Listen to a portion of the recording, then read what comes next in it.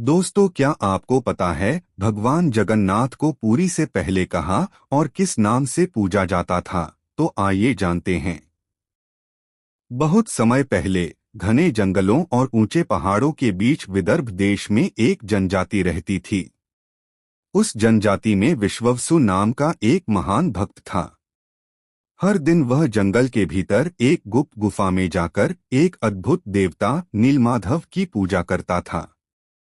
नीलमाधव का शरीर नीले प्रकाश से चमकता था और पूरे गुफा में दिव्यता फैल जाती थी। इस रहस्य को विश्ववसु अपने प्राणों से भी ज्यादा छुपाकर रखता था। दूर पुरी राज्य में राजा इंद्रद्युम्न रहते थे, सत्य और धर्म में दृढ़ और भगवान विष्णु के बड़े भक्त। एक दिन उन्हें एक ऋषि ने बताया, राजन, जंगलों में नीलमाधव नामक देवता प्रकट हुए हैं। उन्हें देखने से मनुष्य जन्म सफल हो जाता है। राजा का हृदय उमंग से भर उठा। वे बोले, मैं स्वयं भगवान के दर्शन करूंगा, चाहे जितना कठिन क्यों न हो। राजा ने एक बुद्धिमान ब्राह्मण विद्यापति को भेजा कि वह नीलमाधव को खोजकर आए। विद्यापति कई दिनों तक जंगलों और गांवों में भटकते रहे। अंततः वे विश्ववसु के झोपड़े तक पहुंच गए। विश्ववसु की पुत्री ललिता को विद्यापति से प्रेम हो गया और दोनों का विवाह हुआ। अब विश्ववसु ने दामाद को घर में स्थान तो दे दिया, पर नीलमाधव के दर्शन का रहस्य फिर भी नहीं बताया। हर सुबह विश्ववसु जंगल के भीतर जाते और लौटकर उनकी देह से सुगंध और दिव्यता झरती थी। विद्यापति समझ गए कि वही नीलमाधव का मार्ग है। नीलमाधव के दर्शन के लिए बहुत विनती के बाद विश्ववसु ने कहा, ठीक है, मैं तुम्हें ले जाऊंगा, लेकिन आंखों पर पट्टी बांधकर। विद्यापति ने सहमति तो दी, पर चुपके से अपने झोली में सरसों के दाने रखकर ले गए और रास्ते में डालते गए, ताकि बाद में जब सरसों के पौधे उगेंगे तो उनको रास्ता मिल जाएगा। अंततः गुफा पहुंचे। जैसे ही पट्टी हटाई, विद्यापति की आंखें आश्चर्य में फैल गईं। गुफा में दिव्य प्रकाश फैल रहा था।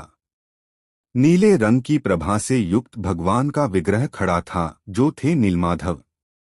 विद्यापति की आंखों से आंसू बह निकले।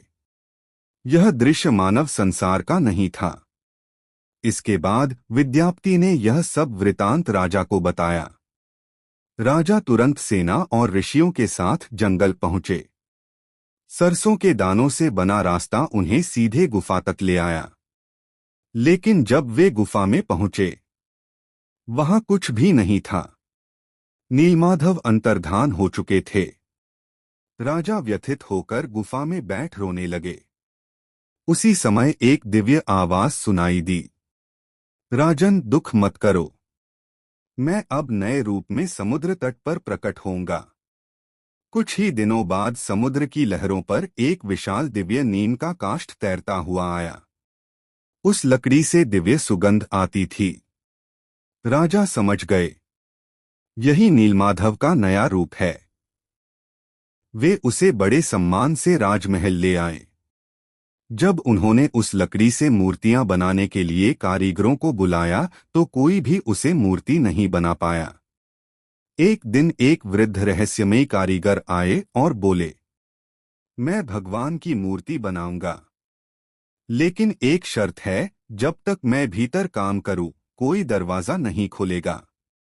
राजा ने वचन दे दिया। कई दिनों तक भीतर से औजारों की आवाज आती रही। फिर अचानक आवाजें बंद हो गईं। इस सब से बेचैन होकर रानी गुंडीचा को उन वृद्ध की चिंता सताने लगी। उन्हें लगा कारीगर को कष्ट न हुआ हो। उन्होंने दरवाजा खोल दिया।